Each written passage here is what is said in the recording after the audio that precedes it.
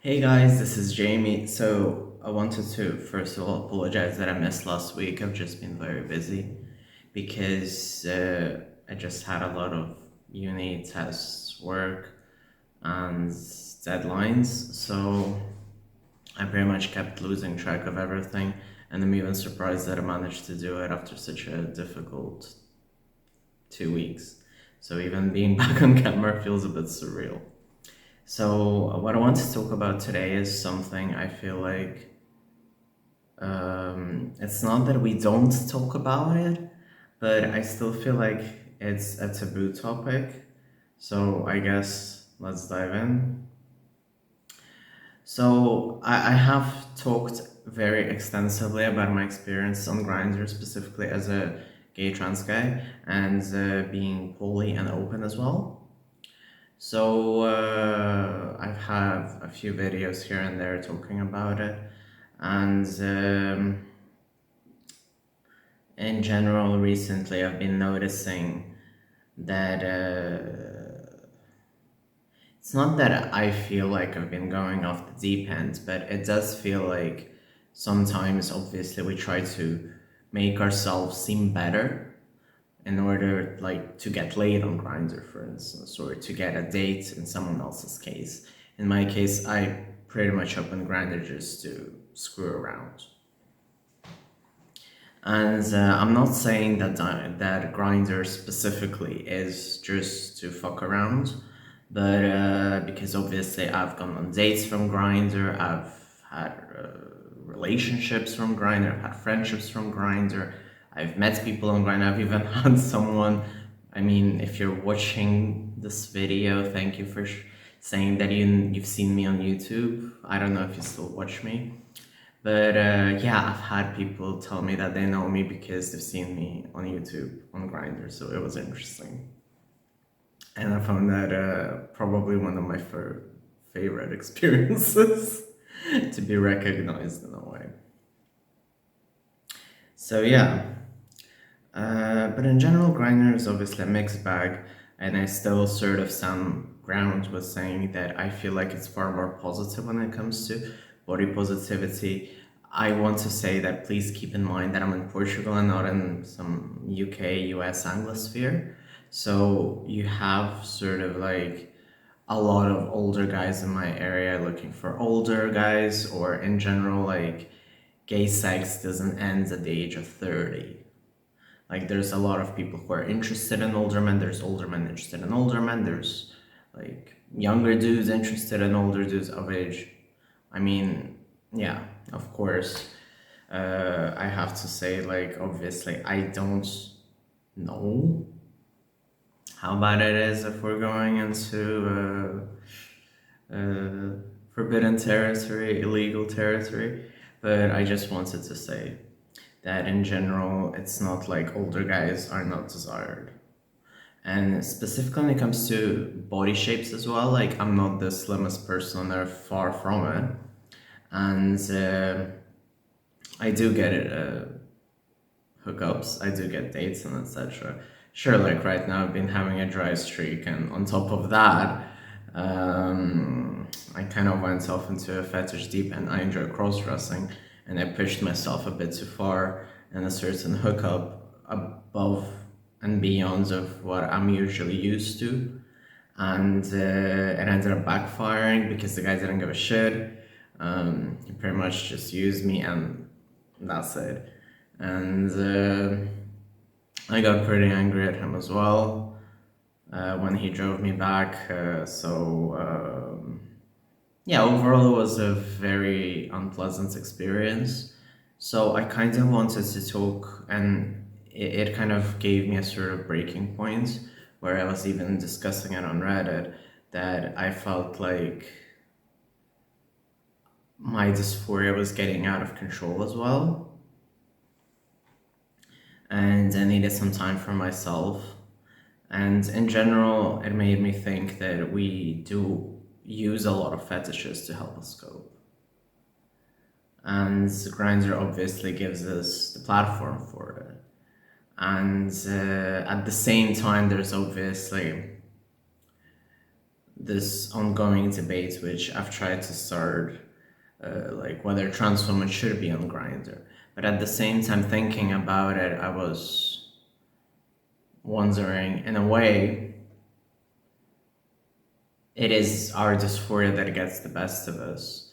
Like, why aren't these trans women on Tinder? Because they're scared of obviously getting rejected or transphobia getting shoved down their throats. And it's just culturally, it so happens that trans women have been on Grindr for long enough, and people know that if they want to meet a trans woman, Grindr is the easiest way. And personally, I do feel uncomfortable with trans women on Grindr, but I draw my lines in sort of the sense that if I don't get fetishized by a trans woman and she does not interact with me, just be fine. I'm fine with her in the grid. It's literally cis woman who I block, and I feel I have no space there. But when it comes to trans women, I did have a few encounters, unpleasant ones, and very unpleasant ones. But that's a video I've talked about before. But in general, I have sort of gotten a lot of really weird fetishistic messages with the fact that I state that I'm only interested in men. And right now, after the cross-dressing incidents where I felt uncomfortable, it feels like I am trying to put cross-dressing a bit sort of on a behind thing, just to recover a bit and not feel like an object.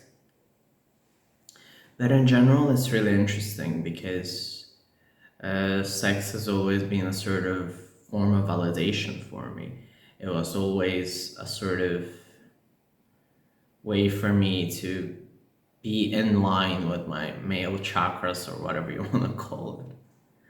So it's always been interesting, and my relationship with sex has been interesting.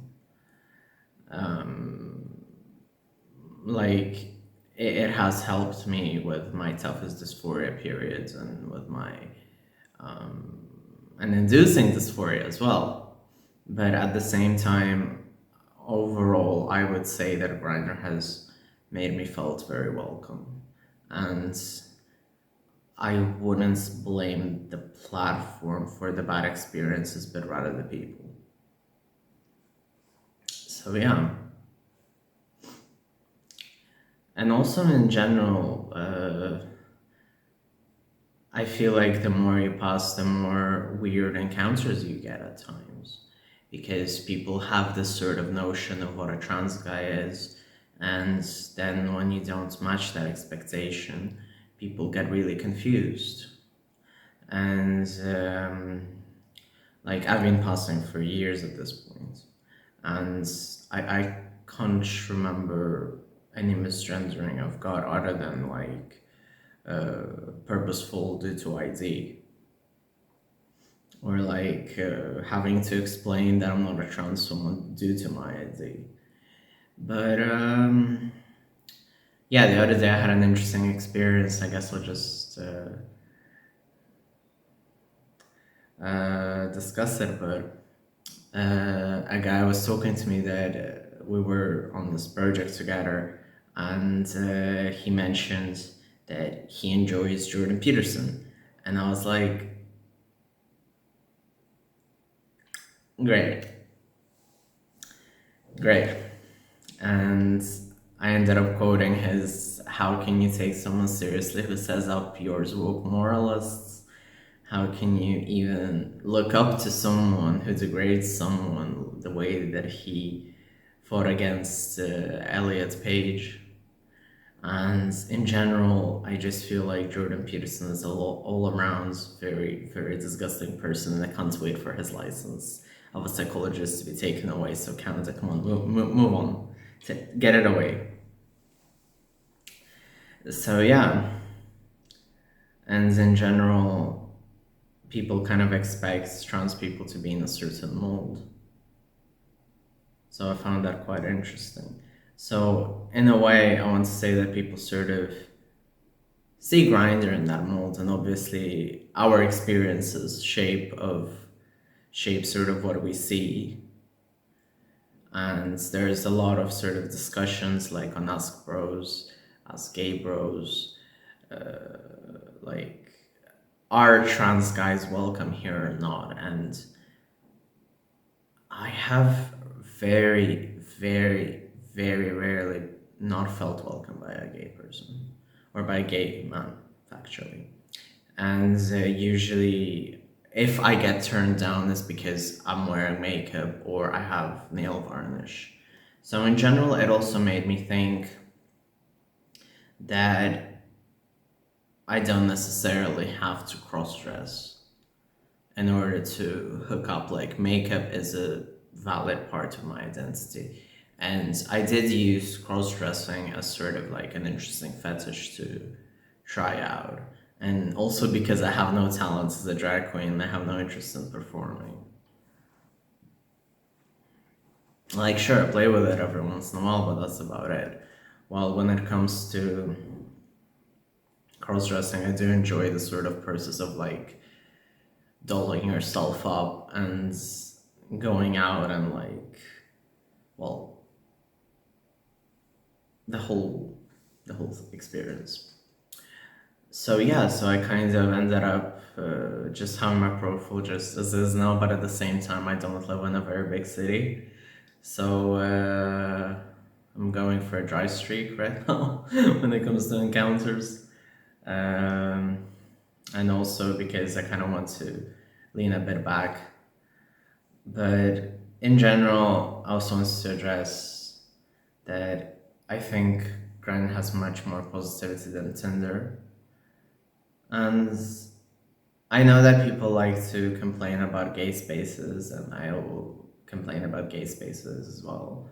But I'm still quite happy in a way about our community. Like, sure, there's a bunch of assholes and everything. But there is still acceptance, and it's not that bad as it could be. I mean, we don't have gays shooting Bud Light as far as I'm aware here. So yeah.